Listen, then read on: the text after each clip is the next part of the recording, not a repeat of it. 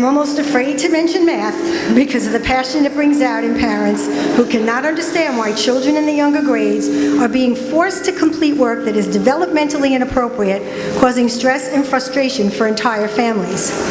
Contrary to the reform narrative, the math we taught prior to the Common Core standards did provide conceptual and foundational knowledge and was not just rote learning of formulas and computation.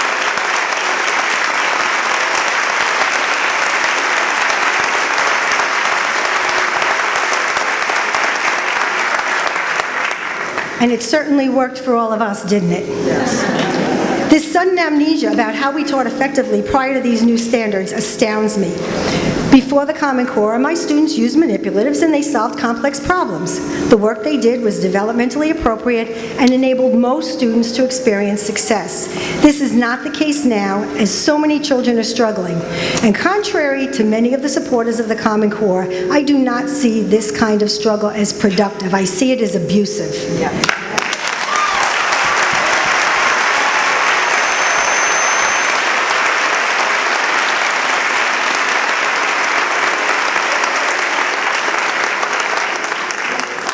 Children should not be crying over homework.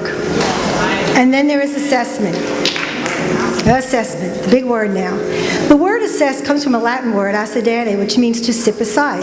And that's how I see the way we once assessed our students. We evaluated their learning continuously by observing them, by using tests we created to reflect the learning in our classrooms. We sat beside them and watched as they demonstrated their learning through active engagement across the curriculum. Although students in my class did have to take some standardized achievement tests every year, one every year, it was not a high-stakes test. Students did bubble in answers, but the tests were brief. The questions were appropriate.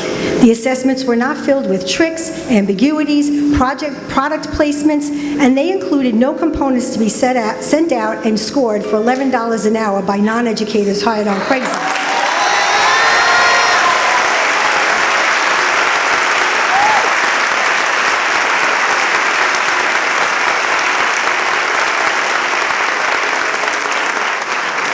We did not spend weeks on test prep for these assessments. We barely spoke about them. They certainly were not the focus of our teaching or of our school year, and we never administered tests that were so secret we were forbidden to discuss them with our colleagues or with the very students whose learning they claimed to assess.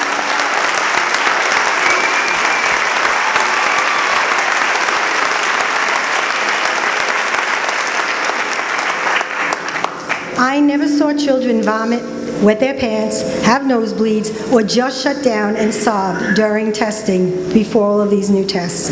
I never saw teachers cry after testing because they had watched their students suffer. I have witnessed all of this in recent years.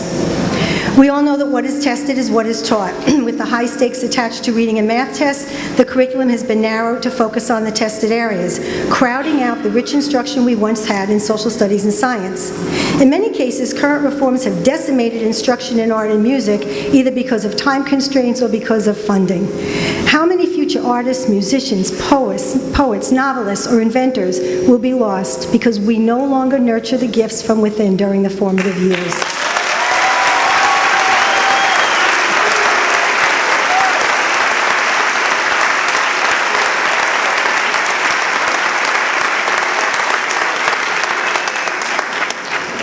In my other role as a teacher educator for 19 years, I'm distressed that my college students may never experience what our profession was when we were respected as professionals who knew better than politicians and corporate reformers what was best for our students.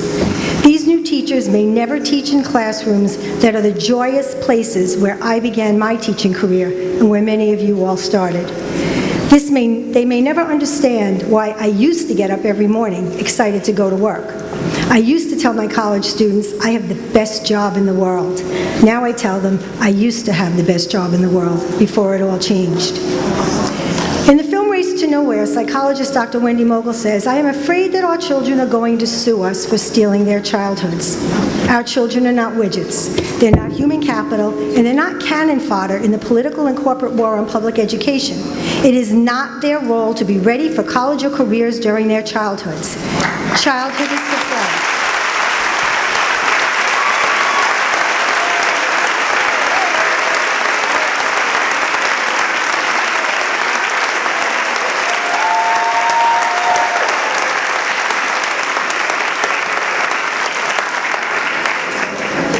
Childhood is for play, for socialization, for exploration, and for joy. We need to reclaim that. Our children and grandchildren need us to reclaim that for them, and you know the answer. The answer is refuse the tests. Thank you.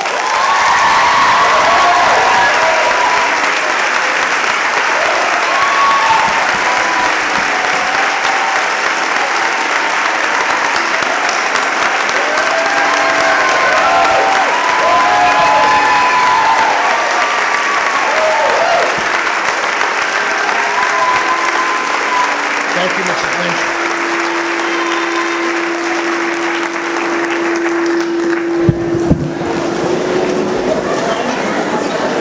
Mrs. Lynch, thank you very much. Well said. Our next speaker